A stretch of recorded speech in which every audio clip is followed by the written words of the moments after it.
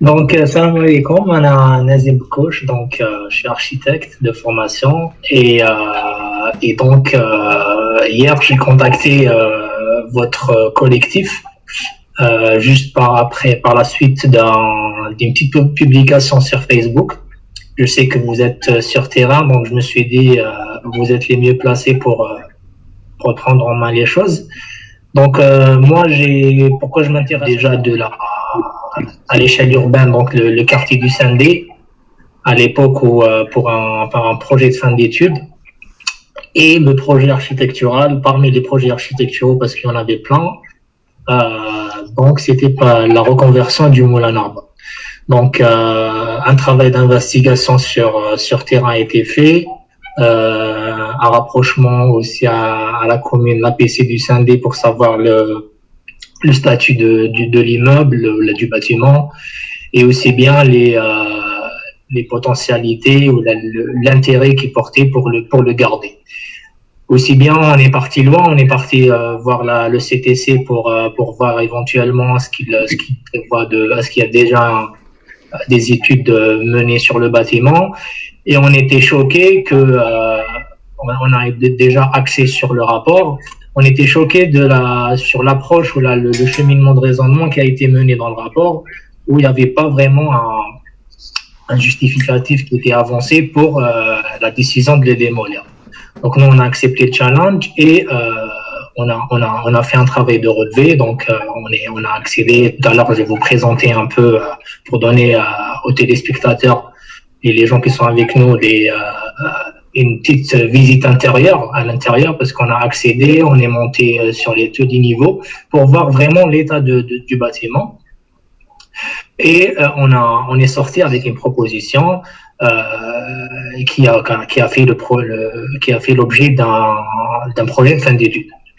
On n'est pas arrêté à ce stade-là. On est parti loin après la soutenance de notre diplôme. On s'est rapproché une nouvelle fois à l'APC de la commune pour leur proposer une étude d'opportunité gratuitement. Donc on s'est basé sur l'étude académique et on a incité ou là on a essayé de solliciter la maîtrise d'ouvrage pour savoir est-ce qu'ils sont intéressés.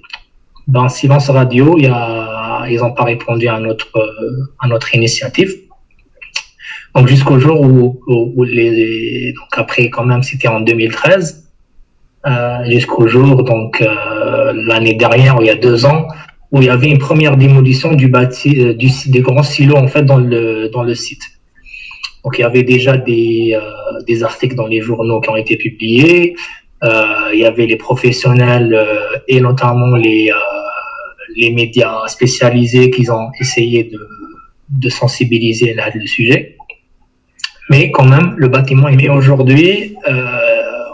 On a été informé qu'il y a une démolition prévue pour le mois de juin prochain qui vise de démolir les 2 bâtiments, donc celui donc sur la cour. Donc aujourd'hui, donc l'état d'urgence, l'état est plus que d'urgence. C'est pour cela qu'on est là aujourd'hui pour essayer de mutualiser nos efforts. Pour au moins proposer quelque chose dans une démarche scientifique. J'ai essayé donc de donner une petite visibilité aujourd'hui déjà à tous les habitants du Sendé qui n'ont pas peut-être eu l'occasion d'accéder à le bâtiment et de faire un petit état des lieux par rapport à l'état aujourd'hui déjà de la structure ou du bâtiment pour en parler concrètement. Donc rapidement. À peu près, on est au niveau de la gare. Donc la gare, elle est là. Et donc sur l'arrêt Tripoli, donc il y a le tramway. Et donc le site, donc là, il est composé de plusieurs bâtiments, comme vous voyez. Donc le bâtiment qui représente une valeur architecturale principalement, c'est celui-là. En plus des 2 bâtiments là, en fait. Donc il y a le bâtiment qui a été démoli il y a 2 ans. Aujourd'hui, on voit c'est un parking en fait qui est là. Donc déjà, pour revenir à l'histoire du site, donc c'est un complexe composé de plusieurs bâtiments construits à différentes dates. Il a été fondé par un industriel qui s'est installé à Usendé à l'époque, c'est Luis González Narbonne, qui a lancé son affaire en 1862. Donc c'est une famille d'industriels. Donc une petite industrie de moulins à vapeur et par la suite ils ont développé leur industrie. Et donc c'est le premier bâtiment industriel à Usendé.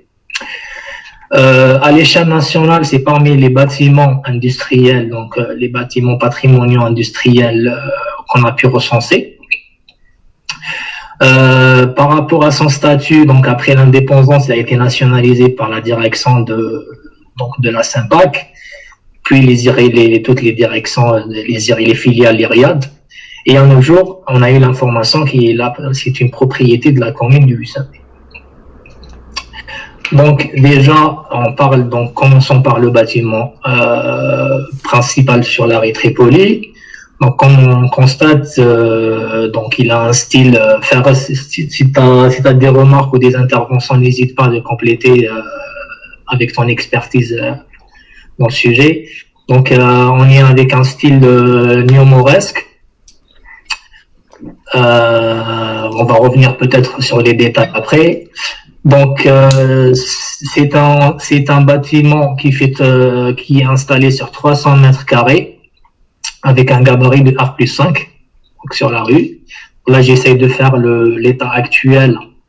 Donc là peut-être c'est une image qui revient en 2019 et là c'est l'état initial du site. J'ai trouvé des images sur internet, mais j'ai essayé de faire toujours l'avant et l'après. Donc là, on remarque que les planchers, donc un peu l'architecture industrielle, donc d'une petite usine. Donc on voit un peu le matériel avec les réservations dans la dalle. Les éléments architectoniques qu'on peut trouver dans le bâtiment qui reflètent un peu sa valeur. Voilà, plusieurs types de chapiteaux présents. Les décorations sur le sol, l'entrée monumentale du site, voilà, avec les entrées aussi en arc. Voilà, plusieurs choses que peut-être Fares peut développer par la suite. Donc là, on commence par le niveau, juste pour vous donner une petite imagination de l'immeuble. Donc là, on est sur le niveau, on peut dire, entresol, donc rez-de-chaussée. Et là, on remarque qu'il est inférieur par rapport à la rue Tripoli. Donc là, par exemple, on remarque que c'est une structure en plancher sur poutre principale avec des poutrelles sur poteau avec des grandes longueurs de poteau. Donc là, c'est la partie droite et c'est la partie gauche du bâtiment. Pour les planchers, donc les planchers, comme j'ai dit, c'est des planchers sur poutre avec poutrelles en béton armé et jusqu'au dernier niveau, on voit le plancher voûté. Donc là, on a quelques captures pour montrer aux experts, Monsieur Omar, le type de la structure qu'on peut trouver dans les murs du bâtiment. Donc là, on a aussi donc l'escalier qui est relativement détérioré, mais qui peut aussi être renouvelé. Donc là, à chaque fois, les niveaux. Donc là, c'est la façade intérieure. Qui aussi représente ou peut être entretenue pour qu'elle elle représente vraiment voilà, les arcs. On peut trouver les arcs au niveau supérieur. Là, c'est l'actuel ou le siège des impôts. Donc, il y a une partie qui héberge le siège des impôts. Et donc là aussi, c'est une partie en fait qui occupait le bureau de contrôle de tout le contexte, de tout le site industriel, pardon. Donc là, on passe au deuxième bâtiment. C'est le bâtiment qui est à l'intérieur de l'îlot. Donc c'est un bâtiment avec toiture. Donc la toiture, malheureusement, elle est détériorée aujourd'hui. Et là, on voit un peu la configuration, donc avec des voûtes, des grands murs en voûte, et donc avec des planchers qui sont aujourd'hui détériorés.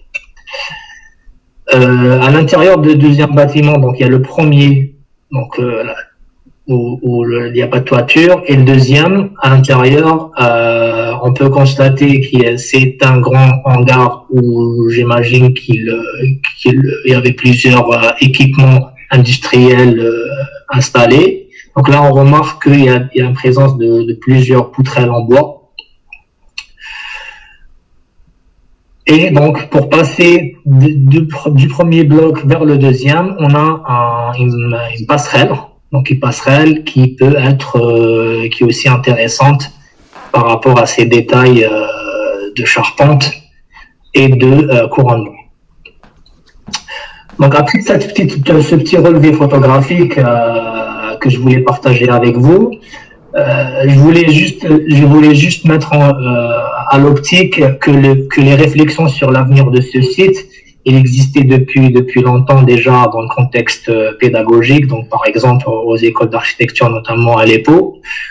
Personnellement, j'ai participé avec un groupe d'étudiants pour mener une réflexion sur plusieurs échelles sur le quartier, et notamment à l'échelle architecturale, on a fait un travail de relevé, d'où le travail de relevé de la ménoterie, et avec des préconisations sur la suite des types d'interventions, reconversion, rénovation, démolition, voilà, qu'on voulait proposer.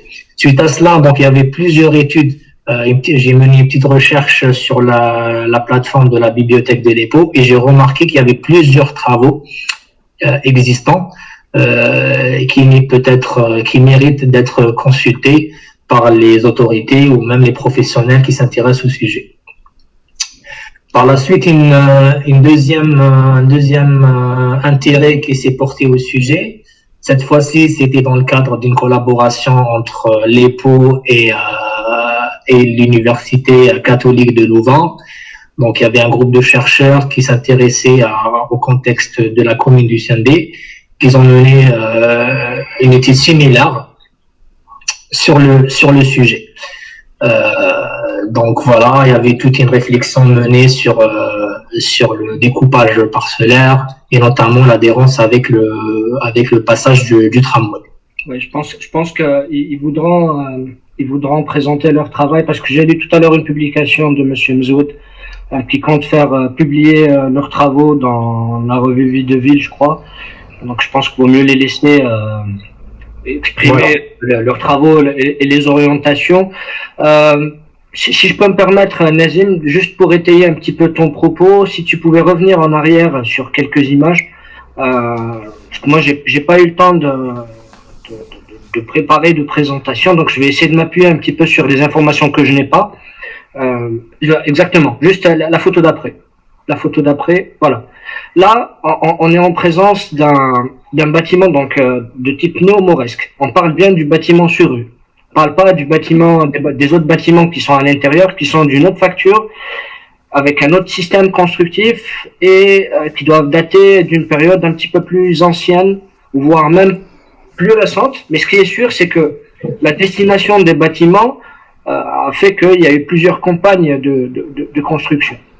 Le bâtiment principal, donc qui est sur rue, a toutes les caractéristiques d'un édifice néo-mauresque. Encore plus loin, tous les éléments de déco sont identiques aux éléments de décoration de la Grande Poste. D'ailleurs, je me pose la question, est-ce que l'architecte de la Grande Poste, est-ce que Voineau n'a pas participé, ou est-ce qu'il n'est pas derrière ce projet? Que ce soit la colonne avec C'est la même année, c'est à peu près la même période. J'interviens, c'est à peu près la même période, parce que j'ai des fiches ici. J'ai répertorié tous les édifices d'Alger au temps de la colonisation, l'année et le et les architectes. Je vais vous donner l'année exacte. Allez-y, continuez en attendant que je cherche. Est-ce que vous avez le nom de l'architecte qui a construit le bâtiment? Justement, je suis en train de chercher le nom de l'architecte. Parce que pourquoi je dis ça, le chapiteau qu'on est en train de voir a plein de points identiques au chapiteau qui est à l'intérieur de la grande salle de la grande poste. Oui, absolument. Le rythme. Je vais vous donner le nom de l'architecte. Je vais vous donner le nom de l'architecte parce que j'ai répertorié tous les. C'est l'élément. Donc la colonne torsadée, on la retrouve aussi à certains endroits du couronnement de la grande poste. Est-ce qu'on a un bout de façade, Nazim, dans tes présentations? Un endroit où on voit les fenêtres, surtout. Voilà. Là, c'est pour les gens qui connaissent le bâtiment de la grande poste, au niveau de la tour de l'horloge, qui sépare le bâtiment principal du bâtiment annexe, on a exactement le même rythme et les mêmes ouvertures. Je sais pas, je vais essayer de partager quelque chose avec vous. Voilà, j'interviens. Oui. La grande poste a été construite en 1910 par les architectes Voineau et Toudoir. Toudoir, oui. Voineau et Toudoir. Voilà, Voineau et Toudoir, et la minoterie a été construite en 1926.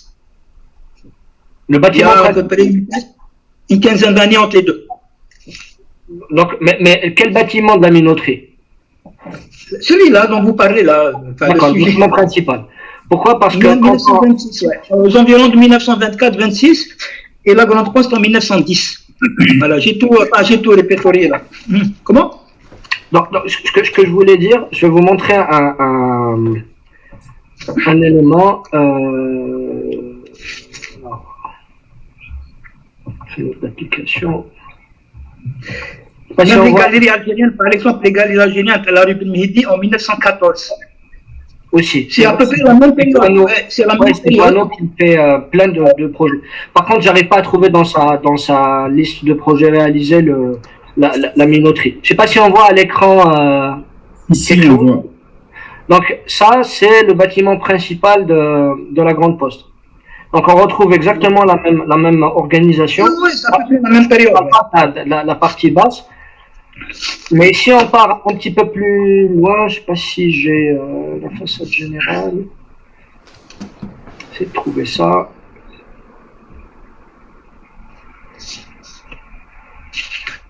Parce que même les escaliers, la forme des escaliers qu'on avait vu ruinés à l'intérieur, c'est exactement la même chose. Je vais montrer.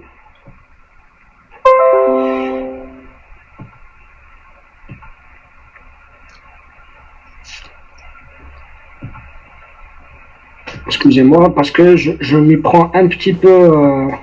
Je prends le train en marche. Pas de problème. Voilà. Alors, là, on a le bâtiment annexe. Donc, vous avez exactement les mêmes baies. On a les baies jumelées, arquées jumelées, ici. On a les fenêtres avec des arcatures géométriques, ici, en double.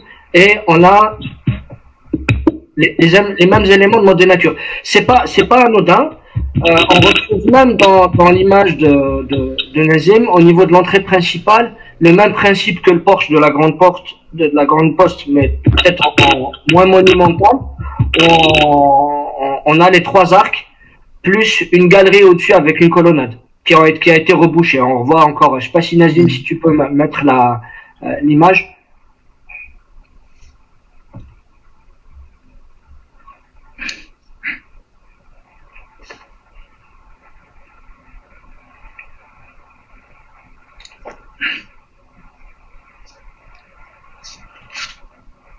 Donc l'image sur l'entrée principale qu'on voit un peu à gauche.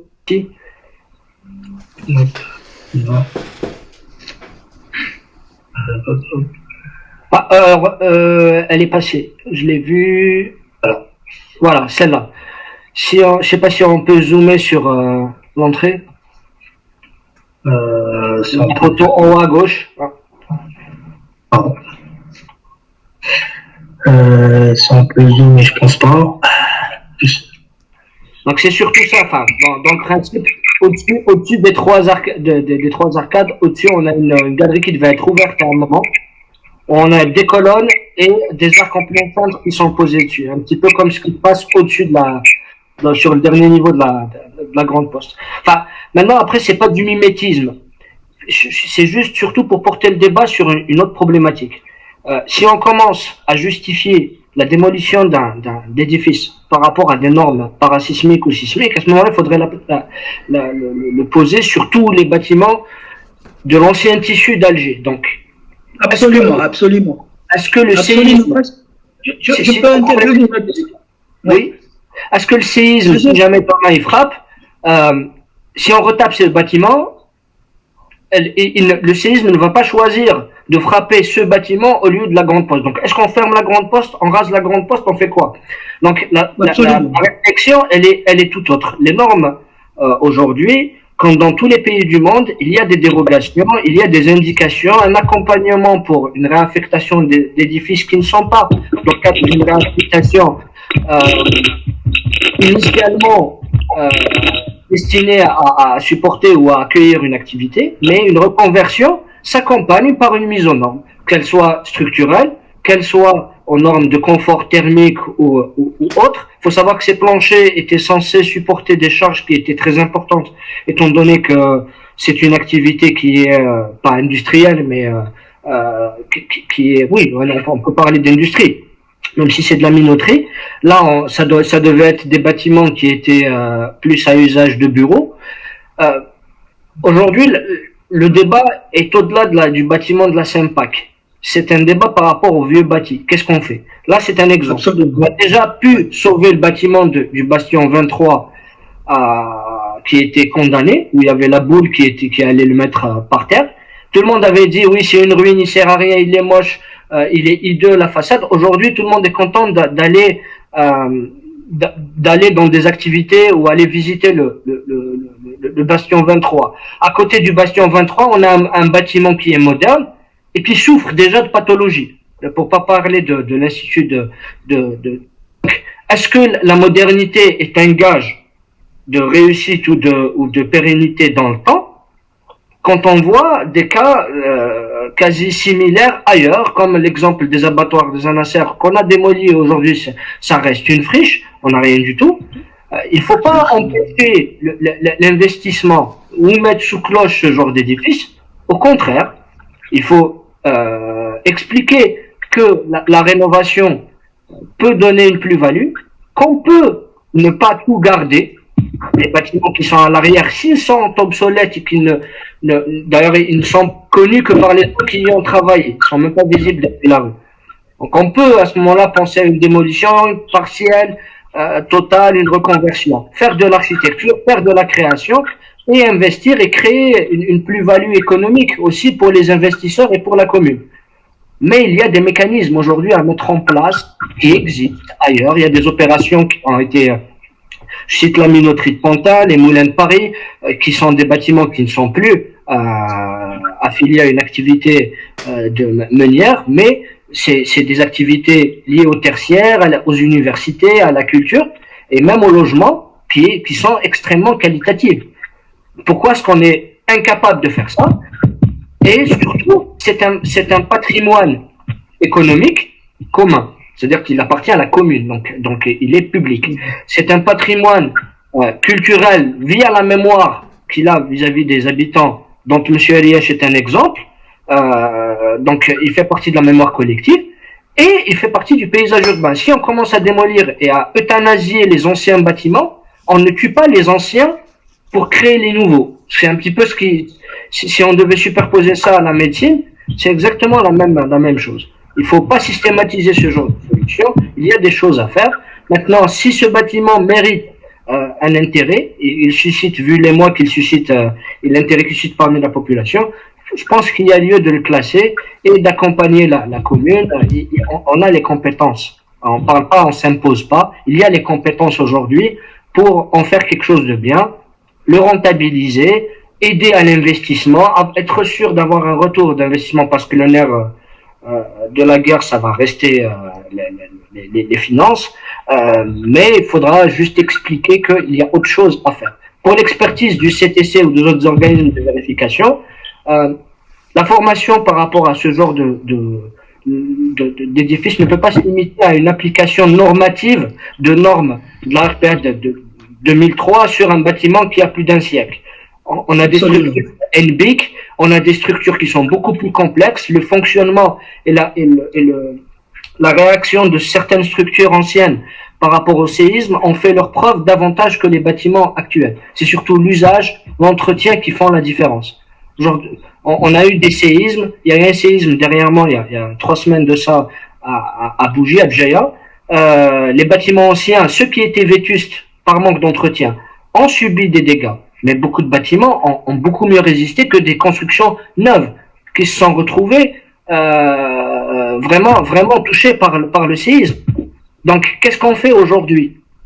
On démolit et on part sur de l'inconnu, sans savoir le résultat que ça va donner, surtout sans consulter la population par rapport à ça. Ou alors, est-ce qu'on essaie de trouver un juste milieu pour préserver la mémoire des lieux, préserver un patrimoine, un legs qui fait partie de notre héritage, et créer une architecture de qualité aussi. Après, c'est aux architectes derrière de faire une création neuve, accolée à l'intérieur, une programmation, mener un projet comme il se doit, et qu'on puisse prouver, qu'on puisse faire aujourd'hui cohabiter l'ancien et le nouveau. On arrive à une période où le foncier va être limité. On va pas démolir tout le vieil Alger pour construire quelque chose de neuf. Je sais pas si vous m'entendez. Je suis en train de lire un message de Madame Amina Absamat. J'encadre une thèse de doctorat sur la patrimonisation des bâtiments industriels au service de l'agriculture et la Narbonne en fait partie. J'ai encadré une monographie sur ce bâtiment en 2015, plusieurs travaux de reconversion avec nos étudiants. Une intervention sur le plan international pour poser le problème en 2016. À l'époque, le CTC avait déjà déclaré le bâtiment à démolir. Mais l'Assemblée, l'APC du CND, a voté l'approbation de cette démolition et depuis, on a tout fait pour laisser le bâtiment tomber en ruine. Je suppose, parce que je n'arrive pas à lire tout le bâtiment. Je pense que les collectivités doivent être accompagnées parce qu'on ne peut pas demander à tout le monde de tout savoir sur tout. Les études académiques sont une base de réflexion très intéressante. Après, il y a des chapitres qu'il faut absolument prendre en main. Pas faire une étude de programmation théorique et rester dans le domaine de la théorie sans faire un travail sérieux sur le terrain, faire un relevé, mesurer l'importance du plancher, estimer exactement la résistance du lieu. On ne peut pas suivre une politique d'urgence et à chaque fois qu'il y a une fissure, se dire que non, le bâtiment, il faut le démolir. Je sais pas, je crois que Madame Achir voulait prendre la parole.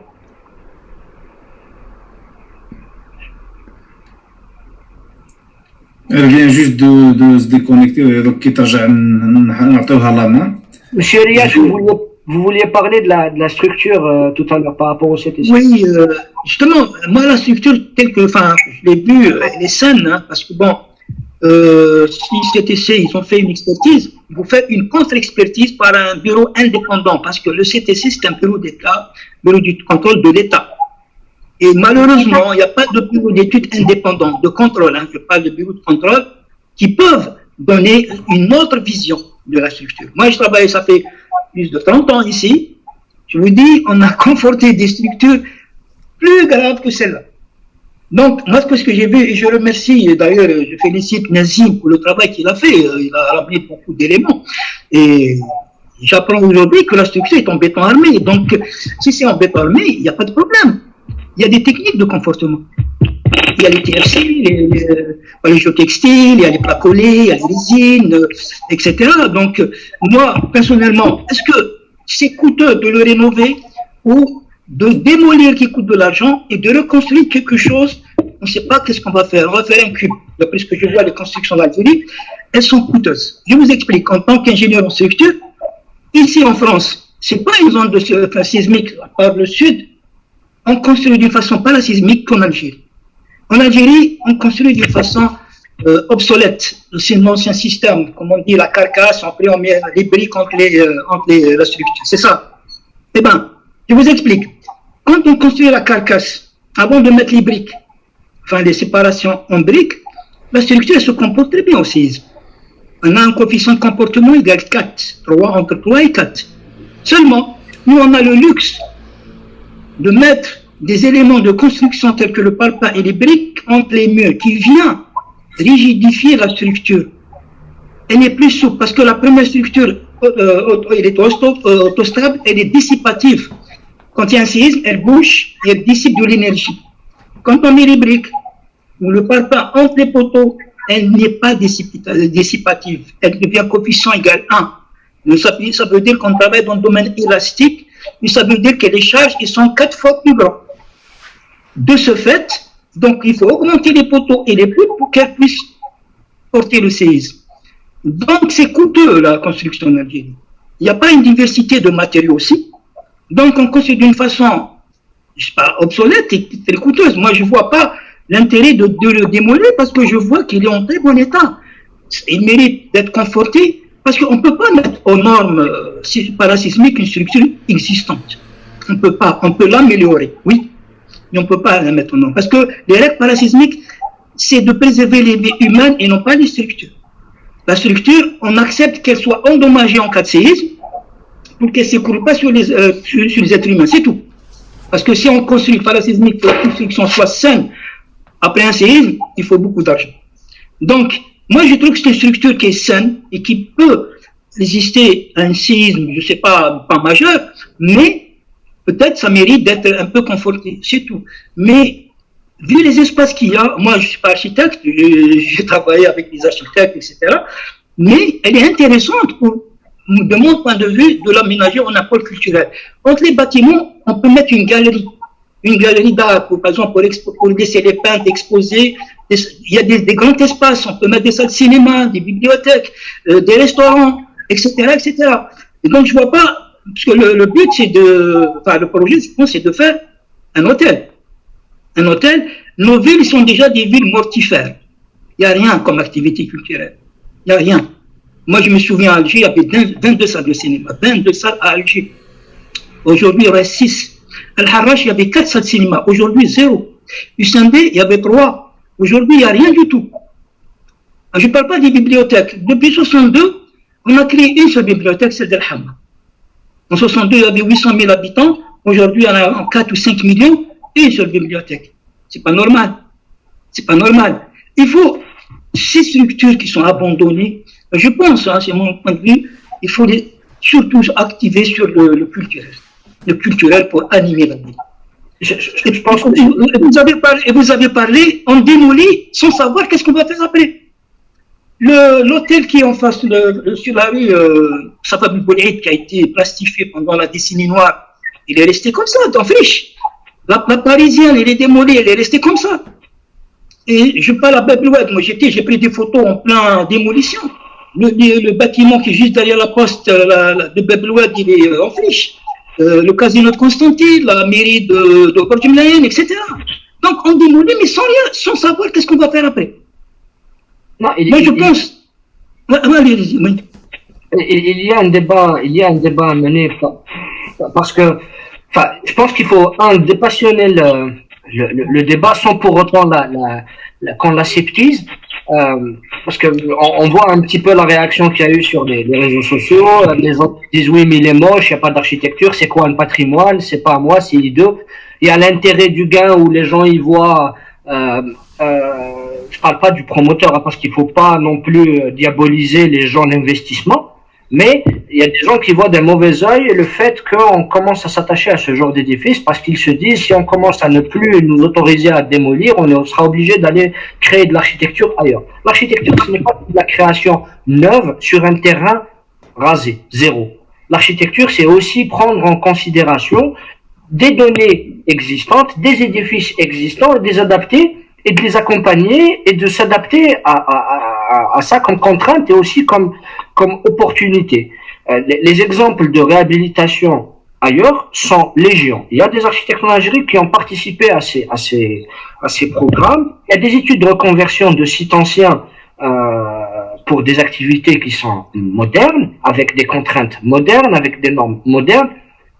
on est à la modernité que pendant un laps de temps très restreint. C'est-à-dire, ce qui est moderne aujourd'hui sera obsolète dans 10-20 ans. C'est-à-dire que même l'hôtel qu'on va construire aujourd'hui, dans 30 ans, qu'est-ce qu'on fait? On va le démolir parce que les normes parasismiques ont encore évolué. Non, c'est un faux débat. C'est-à-dire, maintenant, si on raisonne comme ça, on va raser toute la ville. Hein. Exactement. Maintenant, Alger, il a été construite en même temps que Paris, au temps de Haussmann, au temps de Napoléon. Je ne vois pas les immeubles de Paris, ils sont en très bon état parce qu'ils sont entretenus.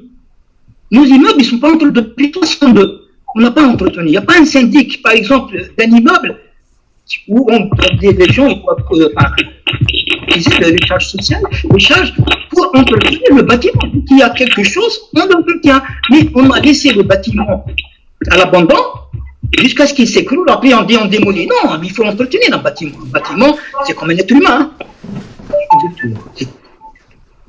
Il y a juste une donnée à prendre en considération, c'est que la programmation, il faut qu'elle vienne après un diagnostic du bâtiment et une analyse réelle de ce qu'il y a. C'est-à-dire qu'on crée le programme avec des chiffres. Il faut qu'on sache exactement l'importance des planchers, la capacité en termes de surface, la capacité de portance d'un point de vue technique, les contraintes techniques qui existent, le coût pour une rénovation, et derrière, on saura exactement faire le tri sur la programmation en se disant, bon, cette activité va nous coûter tant, elle demande ça, et elle va générer ça comme revenu, direct et indirect.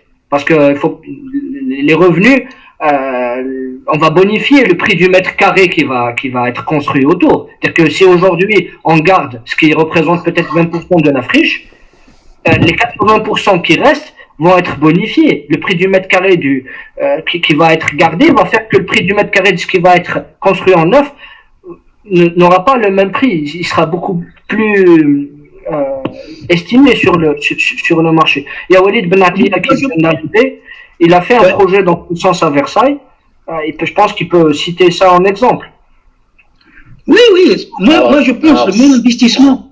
Je pense le meilleur investissement, c'est l'investissement dans l'humain, l'être humain. Imaginez cet édifice, on va créer des salles de musique, de dessin, de bibliothèque. Et les gens, ils viennent étudier là-bas, ils viennent apprendre. Ils vont, par exemple, au cinéma. Et vous voyez qu'est-ce qu'on va former comme des centaines et des milliers de... Un hôtel, qu'est-ce que ça va rapporter un hôtel? Donc ça, il faut faire la part des choses. Moi, je pense que l'investissement dans l'humain est plus important. Nos jeunes, ils s'ennuient dans nos vies. Il n'y a rien.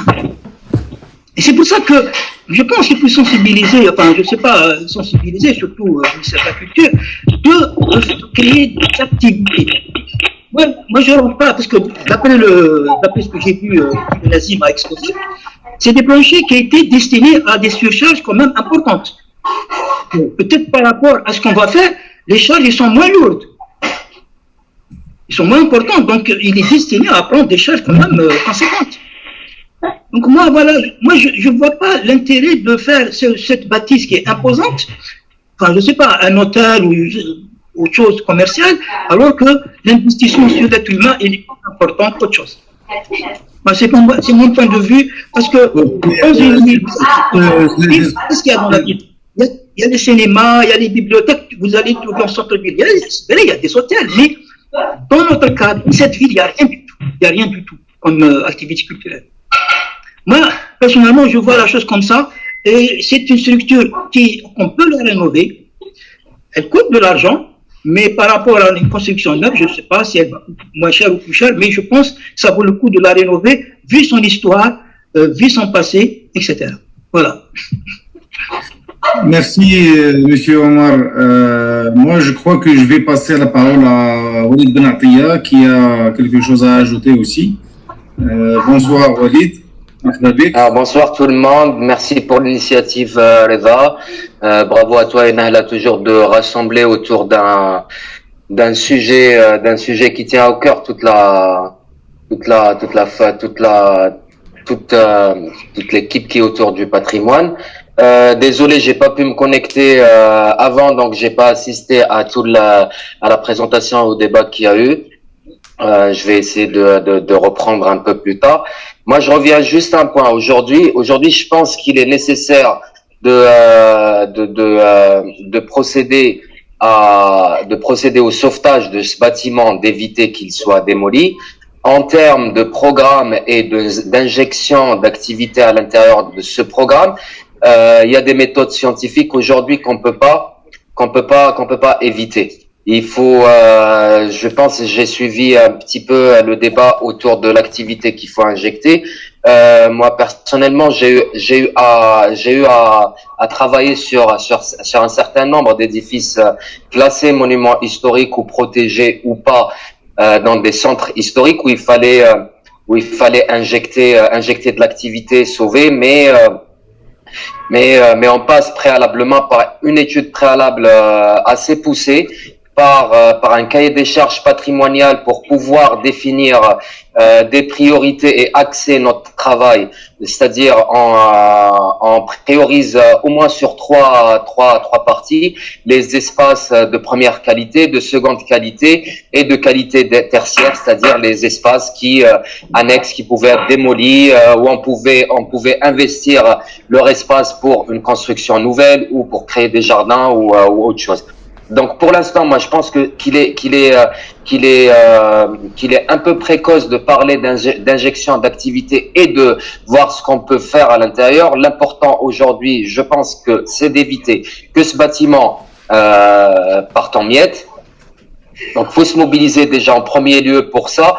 L'activité, moi, je dis toujours que l'activité découlera. J'ai assisté à plusieurs reprises sur la programmation d'édifices anciens. Moi, je suis qu'un architecte du patrimoine, hein, je suis pas programmiste et je ne rentre pas dans les considérations de programmation. Moi, mon travail en tant qu'architecte du patrimoine s'arrête avec un ingénieur structure, s'arrête vraiment à la rédaction des cahiers des charges qui, lui, sera transmis à un programmiste qui, lui, va nous injecter de l'activité à l'intérieur. Il va nous faire plusieurs propositions et on adopte une proposition avec le maître d'ouvrage. Je pense que pour l'instant, il faut vraiment aller vers cette démarche scientifique avant de proposer une quelconque activité à l'intérieur. Parce que je peux dire aussi que logement au standing et haut de gamme peut marcher aussi et peut être très rentable pour la ville. La ville peut vendre, je prends l'exemple par exemple de l'hôpital Richaud, une opération sur laquelle j'ai travaillé à Versailles, où le bâtiment était dans un état catastrophique. 10 années après un feu qui a un feu au niveau des combles, donc le bâtiment était complètement ouvert, n'était plus étanche. 10 ans après, la ville se pose la question sérieusement sur le devenir de cet édifice qui, en plus, était en plein quartier historique de Versailles, quartier Notre-Dame. Qu'est-ce qu'on en fait? On vend l'édifice, on le maintient, sachant que c'est le ministère de la Justice qui devait l'acheter à une somme équivalente à 35 ou 40 millions d'euros, mais vu l'état de dégradation qu'il y a eu après le feu, le ministère de la Justice n'avait plus les moyens de rénover tout cet ensemble. Donc la ville se pose la question et c'est passé automatiquement en fait. Ils nous ont mandaté pour une étude préalable et une étude patrimoniale. On a procédé avec l'équipe d'ingénieurs qui était autour de nous. Donc il y a eu tout le relevé de l'édifice, il y a eu tout le relevé des espaces remarquables, des éléments remarquables du bâtiment, pièce par pièce. On a procédé également, en l'occurrence ici, il y avait des menuiseries, il y avait des planchers, il y avait des revêtements de sol. Donc on a procédé vraiment à un inventaire très précis de tout ce qu'il y avait à l'intérieur de l'édifice, en faisant des priorités, ce qu'on pouvait démolir, ce qu'on devait garder impérativement. Et de là est parti un programmiste. Un programmiste a été mandaté pour pouvoir assurer une programmation de l'édifice, et on s'accordait plus ou moins tous à une opération en plein centre-ville de Versailles pour mettre du logement au standing avec des facilités de défiscalisation et de mise en place de loyers cadrés par l'État. pour pouvoir mettre en place un système de maillage social à l'intérieur où on avait des investisseurs qui achetaient dans un monument historique et qui louaient avec un loyer cadré. Donc ça c'était l'idée de base. Les idées ont évolué derrière pour dire à la ville ne vendez pas la chapelle. L'hôpital Richaud disposait d'une très belle chapelle, donc on a dit ne vendez pas la chapelle, gardons la chapelle pour en faire un espace culturel appartenant à la ville. La ville aujourd'hui a récupéré après cette restauration une chapelle construite par Jules Ardouin Mansart, classée monument historique, a pu se permettre de financer les travaux de restauration de cette chapelle et de créer aujourd'hui un véritable petit pôle culturel. La ville loue cet espace pour des expositions, des concerts, vu la qualité extraordinaire acoustique de l'espace. Le deuxième point où on a vraiment poussé la ville à prendre la décision de ne pas clôturer le site. On a évité la clôture du site, c'est-à-dire que les intérieurs du site, les jardins ont été laissés ouverts au public. Donc, on avait un cœur d'îlot qui était complètement ouvert au public, où le public versaillais s'est réapproprié avec des jardins intérieurs. Et la réflexion est partie encore plus loin, où ces jardins publics sont entretenus en partie par les acquéreurs des logements. Et tout ce que je peux vous dire, c'est qu'en termes du coût du mètre carré, on est passé très rapidement à Versailles de 7 000 € en moyenne le prix au mètre carré dans ce quartier, dans cette partie du quartier historique, à 15 000 € en 3 ans. Le mètre carré. Donc juste pour que vous ayez à peu près sur un temps échelle très court, l'évolution du prix du mètre carré, du prix du mètre carré. Donc ça peut être aussi du logement, ça peut être un pôle universitaire, ça peut être tout, on peut tout injecter à l'intérieur, mais réfléchissons d'abord au sauvetage du bâtiment, à le programmer correctement. On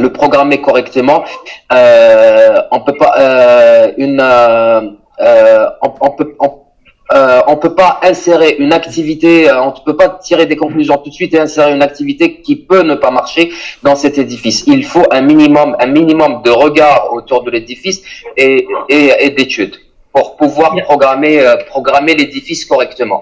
Donc ça c'était une première opération qu'on avait menée. D'autres opérations où on avait mené où il y avait du logement étudiant qui a été inséré, qui peut être en Europe c'est une activité qui peut être très rentable pour les bailleurs de fonds qui font des cités universitaires, ce qui n'est pas le cas ici en Algérie. Mais il faut réfléchir à des activités qui peuvent réellement être rentables. Le logement peut être rentable, un hôtel peut être rentable, c'est juste rédiger un cahier des charges, c'est vraiment faire le travail correctement et suivre une méthodologie de travail. Moi, c'est le plus important. Après l'activité qu'on va insérer à l'intérieur, je pense qu'on s'accorde tous autour de cette table pour dire qu'il faut injecter une activité qui sera rentable pour la ville ou pour l'acquéreur ou si la ville décide de vendre par exemple ou pour l'acquéreur. Donc voilà, Merci Walid. Moi je rebondis juste sur une chose, c'est que il y a plusieurs aspects aujourd'hui qui sont dans l'urgence et il y a un argumentaire par rapport à un état des lieux. L'argumentaire qui revient systématiquement, c'est le coût financier, la problématique technique, les normes actuelles, plus le fait qu'il n'y ait pas d'acquéreur. Donc, je pense qu'il faut juste mettre le trait, parce qu'on n'est pas propriétaire. On a la chance que le bâtiment soit un bâtiment, pour le moment, qui reste public. Il appartient à la commune. Je sais pas s'il y a eu transaction ou pas. Est-ce qu'il a été vendu ou est-ce qu'il appartient à un privé maintenant ou pas. Les données réelles administratives de la situation, je ne les connais pas. Mais c'est juste que à chaque argument, il y a un contre-argument. Il faut juste expliquer et montrer que c'est possible. C'est-à-dire que le coût financier de dire oui, on va démolir, on va construire, c'est plus rentable, ce n'est pas automatique. Non. Tout à l'heure, Non, c'est pas automatique. Monsieur Ça, c'est Eliège pas disait- automatique Monsieur Eliège disait, je ne sais pas si ça va coûter moins cher de démolir et de reconstruire du neuf ou de garder et de consolider. Je répondrai juste, ça dépend. Ça dépend comment on démolit. Si on démolit comme un barbare et qu'on fout tout à la poubelle, sans tri, sans aucun intérêt, sans trier les déchets, sans qu'il y ait un suivi, sans décontamination du site, etc., oui, ça coûte moins cher. Et le coût de la construction, ça dépend de ce qu'on va construire. Si on construit en poteau-poutre et qu'on fait un cube comme on a l'habitude de voir, c'est un constat qui est désolant. Il y a de l'architecture en Algérie, il y a des architectes, on en connaît tous, mais il n'y a pas que de l'architecture, il y a beaucoup de construction. Il y a beaucoup de maîtres d'œuvre qui sont uniquement des constructeurs. C'est-à-dire que l'architecture, on la cherche. Je sais pas, on n'est pas en train de condamner ce qui va être fait. Peut-être que le projet est excellent, très bien pensé. Ce serait vraiment jeter l'opprobre sans aucune information. Mais c'est juste que, au-delà de ce bâtiment, si on normalise ce mode de fonctionnement, on risque de se retrouver avec tout et n'importe quoi demain. Et qu'on systématise la démolition pour la reconstruction, qui risque de ne pas être aussi qualitative que ce qu'on construit. On n'est pas en train de parler d'un immeuble quelconque. C'est un immeuble qui est quand même emblématique. Là, il va falloir quand même creuser parce que je pense que ça doit. Le fait qu'il y ait autant d'éléments architectoniques communs avec la Grande Poste, je me demande si c'est pas Voineau parce qu'il est décédé. Il est décédé en Algérie. Il est resté jusqu'à la fin de sa vie en Algérie. Il faut regarder ce qui se fait. Je ne vois pas pourquoi est-ce qu'on protège et qu'on classe la Grande Poste ou un bâtiment du XXe siècle et qu'on ne protège pas ce bâtiment-là. Et le patrimoine n'est pas lié aux grandes villes uniquement. C'est-à-dire qu'il n'est pas l'apanage du...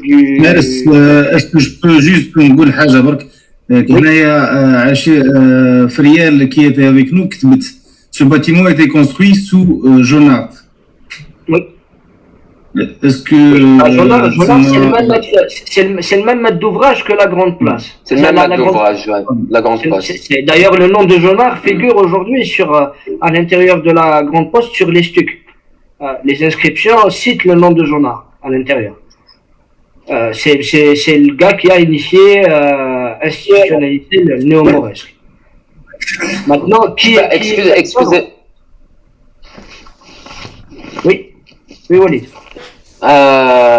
Je suis vraiment désolé, hein, j'ai pas pu me connecter avant. Donc, est-ce que peut-être que la réponse a déjà été donnée.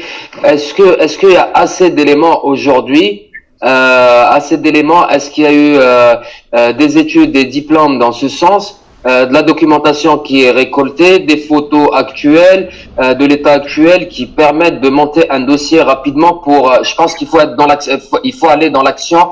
Aujourd'hui, je pense que on est là aussi, c'est pour mettre en place une action rapide, efficace, en urgence pour programmer le sauvetage de cet édifice. Est-ce qu'on a assez d'éléments aujourd'hui à mettre sur la table pour pouvoir rédiger ne serait-ce qu'un rapport et monter au ministère? Lequel? Le ministère. Le ministère, ou peut-être avant le ministère, c'est d'aller vers la direction sous tutelle qui est intersectorielle, la direction de la culture.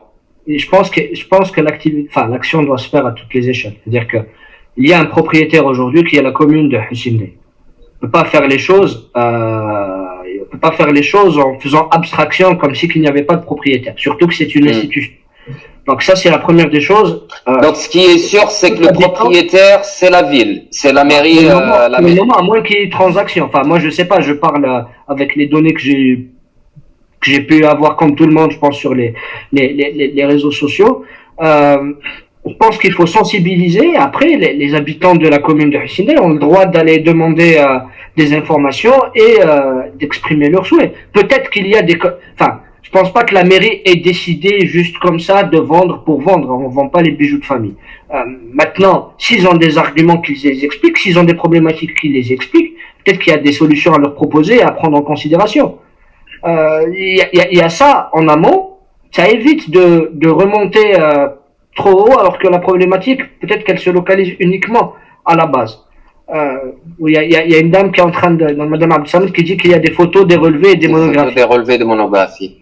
Donc il y a un travail qui peut faire. Je pense que le fait qu'il y ait autant de travaux, il y a Monsieur Mzoud qui a travaillé dessus aussi. Il y a un travail avec l'Université de Louvain qui a été initié avec le travail a été juste par rapport à ce point, le travail qui a été fait dans le cadre de ce masterclass, c'est à l'échelle, c'est une réflexion un peu sur l'échelle du quartier du Sendé, dont le bâtiment, le devenir du bâtiment de la minoterie.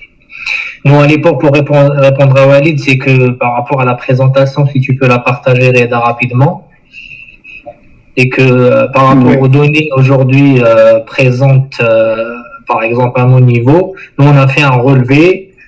Alors, je ne sais pas comment je peux l'envoyer. Nous, par exemple, on a fait un relevé photographique et sur la base de ça, parce qu'on n'avait pas accès au bâtiment. Et après, dernièrement, on a commencé même à modéliser donc le bâtiment.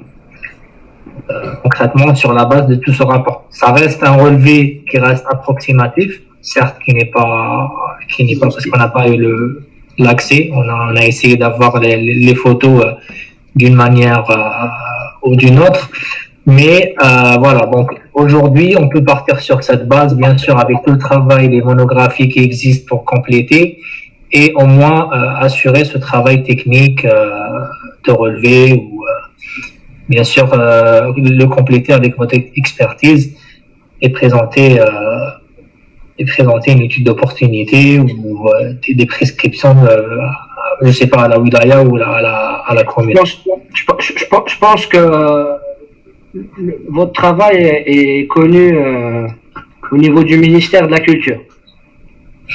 Oui, le travail est connu, mais le problème, par exemple, moi, pour mettre à jour mon travail, parce que ça date quand même du 2013, je suis directement parti, juste pour citer, à la bibliothèque des dépôts, et quand j'ai tapé le nom, par exemple, juste du moulin, j'ai trouvé pas mal de choses qui ont été faites. Donc, j'imagine qu'il y a d'autres personnes, d'autres groupes d'étudiants qui ont enrichi le travail. Et ça, peut-être, ça nécessite peut-être de consulter leur travail, soit de notre part, ou soit de la part des autorités concernées par le projet. Mais dans tous les cas, l'urgence aujourd'hui, comme tu dis Walid, oui, l'urgence, c'est vraiment d'éviter la démolition, de l'édifice. Mais je pense que déjà avec ton travail, il y a beaucoup de choses à exploiter. Et il ne s'agit pas de déposer un carton et des relevés précis ou un nuage de points. Mais c'est déjà porter le débat. Oui, comme Fels le disait, peut-être qu'il faut pas, mais moi je pense qu'il faut taper à toutes les portes. Allô? C'est bon là? C'est bon? Non, il y a ça grésille. Allô? Là c'est bon? Non, il y a ton micro qui grésille, je sais pas d'où ça vient. Enfin, je sais pas si... Moi j'ai une idée en fait, parce qu'on a parlé sur le volet technique, donc l'idée c'est de faire l'état des lieux et la potentialité et les scénarios techniques. Après, j'ai une question par rapport à ce type de projet de reconversion, parce que moi, je veux pas rentrer dans le sujet, est-ce qu'on va le restaurer ou est-ce qu'on va le reconvertir, ou est-ce faire autre type d'intervention. J'aimerais bien poser une question par curiosité par rapport au type de montage financier qui se font en général, soit en France, soit ailleurs, et comment peut-être présenter un schéma d'acteur, bien sûr, parce qu'il faut qu'aussi prévoir des solutions et de présenter ça aussi aux preneurs d'ordre. Alors, si je peux me permettre, moi, très rapidement, il y a il y a plusieurs montages qui peuvent être mis en place.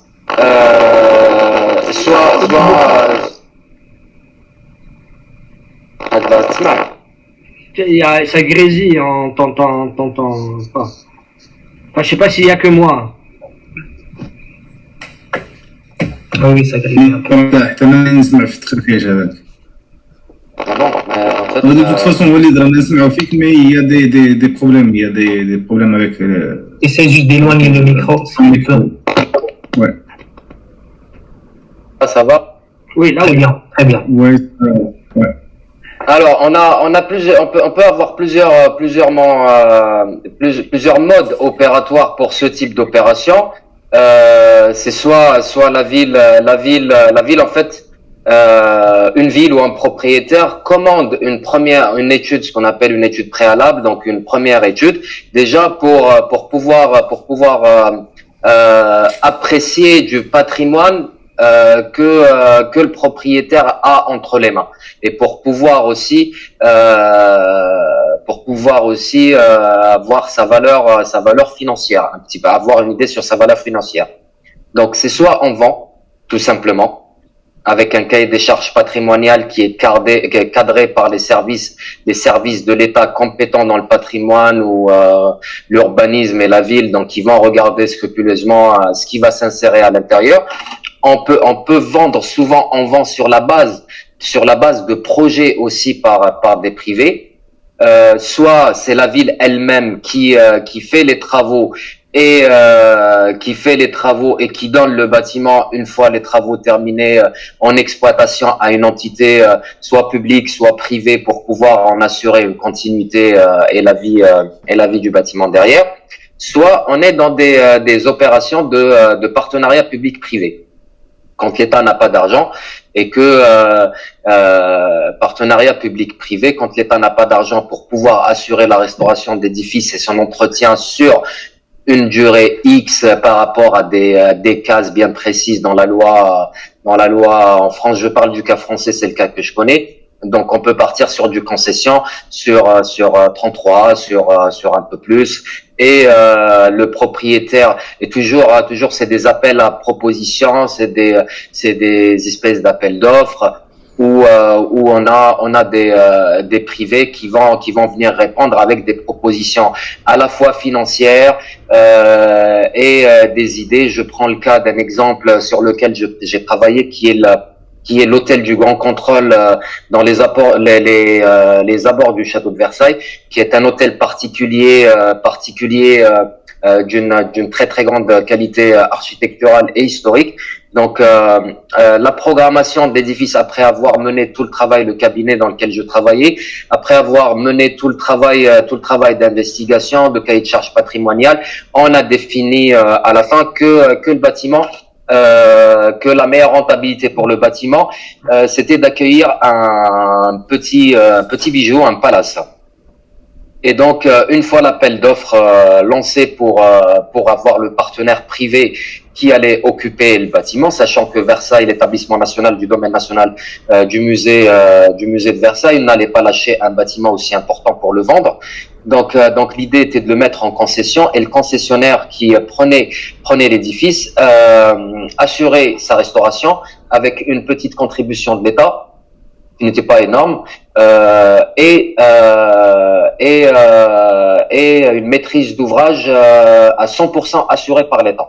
Donc l'État contrôlait scrupuleusement ce que le partenaire privé allait mettre en place, et dans le cahier des charges du partenaire privé qui s'insérait à l'intérieur, il y avait plusieurs critères. On est allé très loin jusqu'aux critères. Dans les critères de sélection, on avait même l'hôtelier qui devait se mettre en place à l'intérieur, le chef cuisinier étoilé qui allait se mettre à l'intérieur, la marque du spa qui allait se mettre à l'intérieur. Donc c'était tout un processus pour pouvoir choisir l'investisseur qui allait se mettre à l'intérieur, plus bien sûr moyennant financier, ce que cet investisseur allait verser à l'État chaque année, chaque mois, comme pourcentage sur le chiffre d'affaires. Et celui qui a été choisi, c'est celui qui a donné le plus, bien sûr, à l'État. à l'État pour pouvoir faire les choses. Après, on a eu des propositions où en fait, et celui qui a gagné, en fait, il a même eu accès à la galerie des glaces pour certains de ses clients. Il y avait tellement de potentiel et de retour sur investissement sur ce qu'il proposait que le domaine national établissement du musée de Versailles a permis à l'hôtelier a permis à cet hôtelier qu'on lui ouvre la galerie des glaces pour certaines chambres de ses clients, des chambres qui étaient à 4 000 euros la nuit. Juste pour une précision, l'opération n'est pas encore terminée et les réservations sont prises sur 2 ans. Donc, quand on veut rentabiliser le patrimoine, on peut le rentabiliser. Ouais. Moi, juste en fait, je ne sais pas si vous voyez la présentation. Là, par exemple, j'ai pris rapidement, j'ai fait une petite recherche sur peut-être les cas similaires de type de projet et avec plusieurs budgets, par exemple, donc avec plusieurs envergures de projets. Donc il y a pas mal d'exemples qu'on peut aujourd'hui les prendre et les étudier pour en servir ou plutôt dans une démarche de programmation ou dans une démarche aussi de référence par rapport à l'état similaire de la minoterie. Par exemple, moi j'ai déjà bossé avec les équipes de Richard Rogers à HP sur un autre projet en Suisse, mais je sais par exemple j'ai déjà échangé avec eux sur le projet de l'Arena de Barcelone. Donc il y avait un chef de projet où vraiment il m'a expliqué un peu le principe de la structure métallique qui a été rajoutée dans la façade. La seule chose qui a été gardée, c'est la façade de l'Arena. Donc c'est à l'intérieur, il y a toute une structure qui s'est grevée. Donc déjà, comme disait Monsieur Omar Riach tout à l'heure, c'est qu'on peut aujourd'hui le bâtiment est avec un état pas mal, et on peut peut-être le récupérer facilement.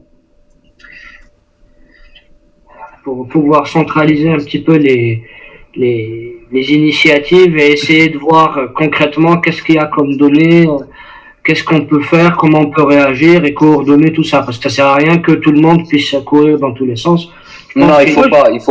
Il faut que tout soit centralisé au niveau d'un endroit. Ça ira, je pense, plus vite. Ça ira plus vite et ça sera plus bénéfique de ne pas avoir plusieurs interlocuteurs. Je pense que la meilleure idée, c'est de centraliser au niveau de la plateforme de CIH et que toutes les énergies puissent travailler autour du sujet pour pouvoir déposer un dossier. Et je tiens aussi à remercier Monsieur Liège qui reste attaché à ce patrimoine parce qu'il en a parlé depuis quelque temps déjà. Ça s'est accéléré un petit peu avec la décision de la démolition.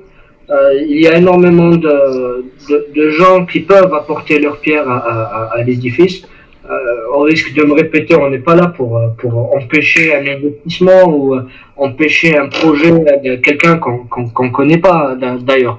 L'objectif n'est pas là, mais c'est surtout de dire attendez, il y a peut-être mieux à faire avant d'entamer la démolition. C'est possible aussi que ça soit dans l'intérêt du futur acquéreur ou de l'investisseur de voir qu'est-ce qui peut être fait de ça et que la population, parce qu'en fin de compte tout ça se fait pour la population, étant donné que quand on parle de patrimoine, je ne parle pas que de patrimoine historique, il y a le patrimoine mémoriel aussi, c'est un patrimoine commun. Il faut qu'on commence à réfléchir en commun pour le bien de tous avant de penser à l'intérêt personnel ou à la rentabilité d'une quelconque action. De toute façon, moi je suis disponible à aider. Oui, moi je pense que la priorité c'est de médiatiser et de s'informer et de dialoguer pourquoi ils veulent démolir. Une bonne initiative, la première initiative c'est d'arrêter la démolition pour voir plus clair qu'est-ce qui se passe. Voilà. C'est-à-dire qu'il faut centraliser toutes les énergies et il faut qu'il y ait un débat avec la mairie, etc. On veut savoir, c'est tout. Maintenant, si ça va dans le bon sens mais pour l'intérêt pour tout le monde, il n'y a pas de problème. Il n'y a pas de problème. Donc moi, personnellement, la première solution, la première initiative, c'est de différer ou d'arrêter la démolition. Et après, on peut discuter. Parce que si le CTC a décidé de le démolir, une expertise, il faut faire une contre-expertise. Une contre-expertise, et j'en suis sûr qu'il y a pas mal de bureaux d'études de contrôle qui vont décider ils sont de mon avis que cette structure, elle résiste. Si on parle du principe que cette structure est démolie, il faut démolir toutes les constructions au temps de la colonisation. La grande poste, etc., etc. Voilà, c'est tout. Et en plus, c'est une structure qui a supporté des charges énormes, considérables. Je vois pas, elle n'a pas bougé avec tous les vibrations, etc., des machines. Elle n'a pas bougé. Je vois pas pourquoi, quand il y a un séisme majeur, etc., il y a des constructions qui vont résister. Voilà. Donc, moi, je pense que la première initiative, c'est de chercher de comprendre au niveau de la mairie. Je suis tout à fait d'accord avec, je connais pas le nom, de voir déjà avec la mairie, d'essayer de comprendre et de sensibiliser la société civile, surtout la population du Sindé. Et ensuite, on va voir la chose qui convient et qui arrange tout le monde. Très bien. Juste avant que le mot de la fin, est-ce que quelqu'un veut ajouter quelque chose sur ce thème-là? Je pense que c'est un projet. C'est le bastion 23 de l'UCND. Voilà. Le bastion 23 a été sauvé à l'époque de Chedli. Ça a été grâce à l'investissement de la population et à l'engagement de la population, parce qu'il était condamné, il était abandonné, condamné et tout. Maintenant, les collectivités, la population s'y identifie, les institutions sont contentes d'avoir un équipement de cette qualité, et jusqu'à preuve du contraire, on n'a pas construit d'équivalent.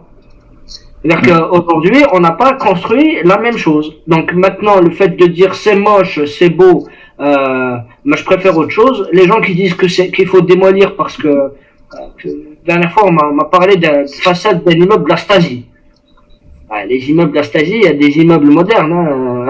C'est pas lié qu'à l'architecture des pays de l'Est. Et surtout, si cet immeuble est moche, il faut raser la grande poste. Voilà. C'est ça. Les débats de goût, ils ont leur temps. On aura l'occasion d'avoir ces débats. Ça serait bien d'ailleurs, c'est toujours mieux que la population s'y implique. Il faut qu'on commence à avoir un avis à donner sur notre environnement urbain, mais il y a des problématiques qui sont autres. Il y a l'histoire du tramway qui passe là. C'est un grand problème. Il faut redynamiser le quartier, réfléchir, donner des solutions à l'échelle du territoire. Le tramway, il a rasé Usendé, le tramway. C'est pas le passage. C'est une route commerçante et maintenant c'est une route pour juste déposer les gens et c'est tout. Le tramway, il a bousillé Usendé. En plus, ils ont enlevé tous les arbres. Comment? Mais il y a des solutions. C'est-à-dire que les tramways existent ailleurs. Il y a des solutions d'aménagement et je pense qu'il faut réfléchir maintenant ce genre d'opération à une échelle un petit peu plus importante. On peut pas venir poser une œuvre, un objet dans une parcelle et dire voilà, j'ai fait mon boulot, ça il faut démolir, il faut reconstruire, ou ça c'est du neuf, c'est comme ça. Voilà. Il faut réfléchir à une échelle un petit peu plus grande. Et c'est le rôle aussi des institutions qui instruisent les dossiers. Les PDO, les PLU. En général, il n'y a pas une politique de la ville, on fait du bricolage. Ici, par là, on construit par là, etc. Mais il y a une politique à long terme ou à moyen terme de la ville. C'est pas avec des postes à 5 dinars le mètre carré qui sont payés à 7 ou 8 dinars le mètre carré qu'on va faire évoluer le débat.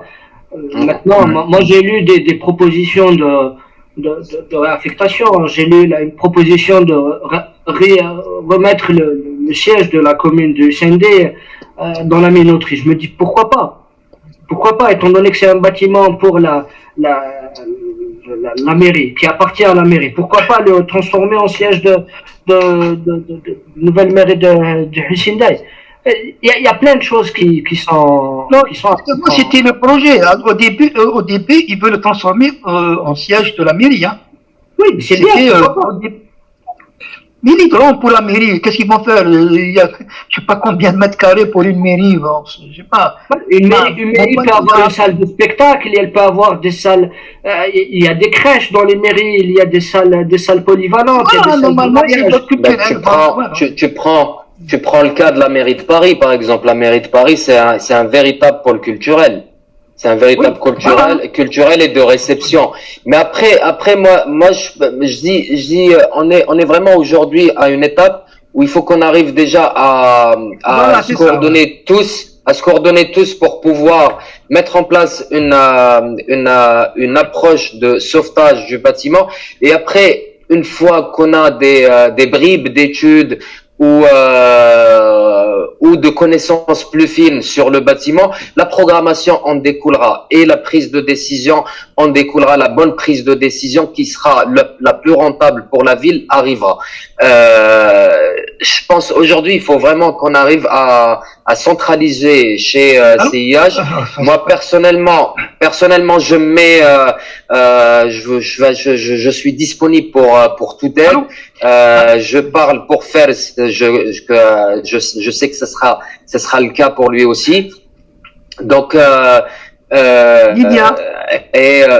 et il faut aussi mettre en place il faut mobiliser toutes les énergies.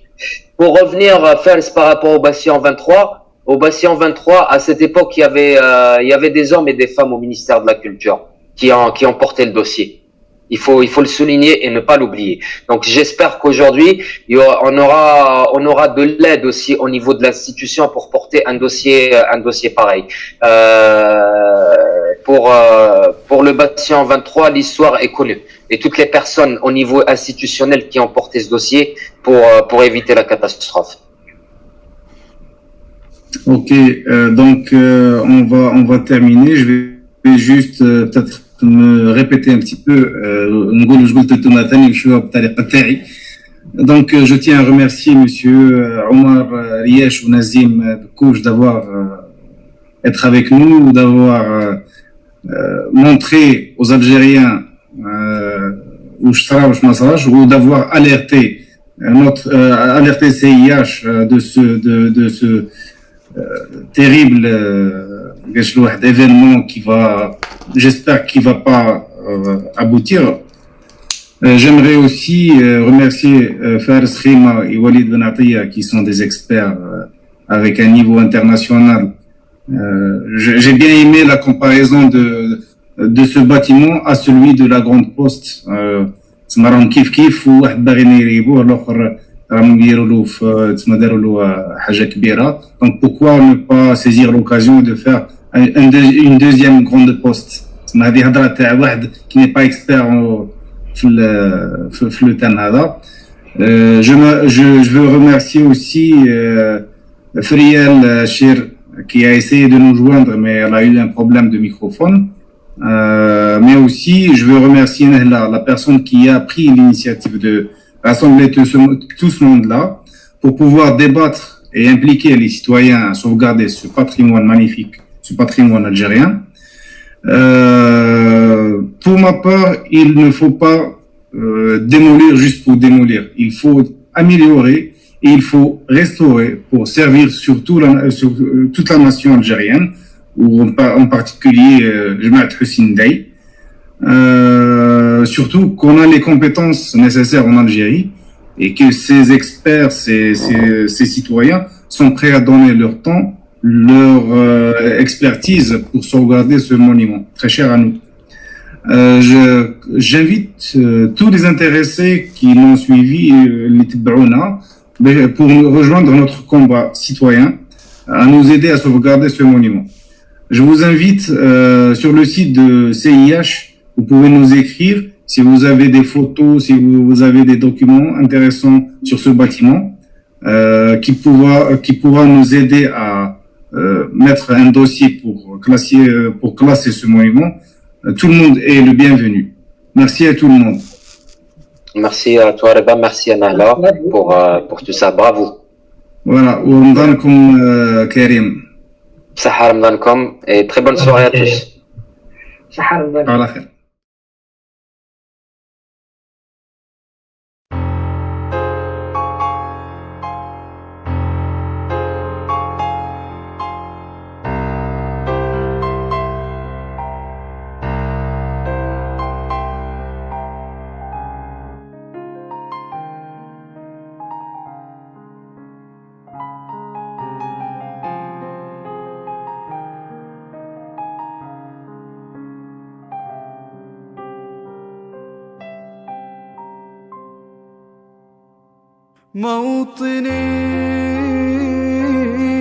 موطني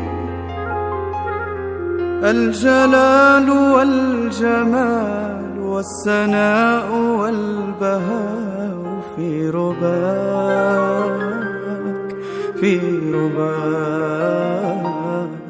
والحياة والنجاة والهناء والرجاء في هواك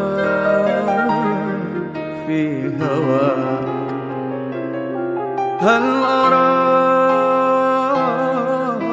أراك سالما منعما وغانما مكرما سالما منعما وغانما مكرما هل أراك في علاك تبلغ السماك موطني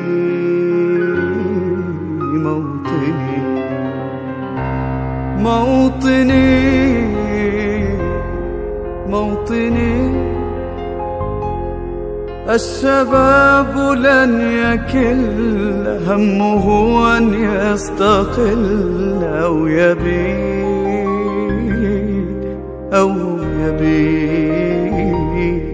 نستقي من الردى ولن نكون للعدا كالعبيد لا نريد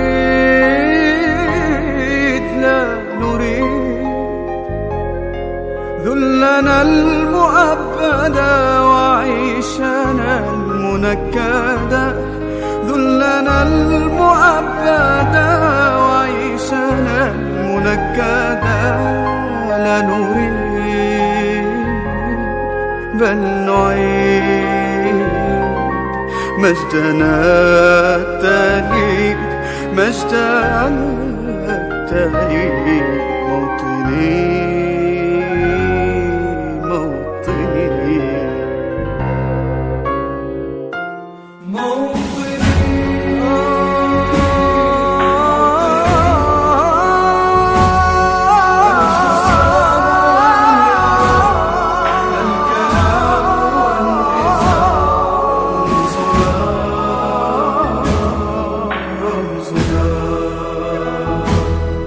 مجدنا وعهدنا واجب من الوفاء يهزنا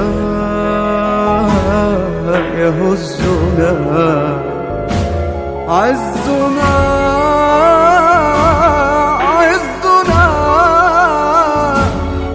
غاية تشرف وراية ترفرف غاية تشرف وراية ترفرف يا هناك في علاك قاهرا عداك موطني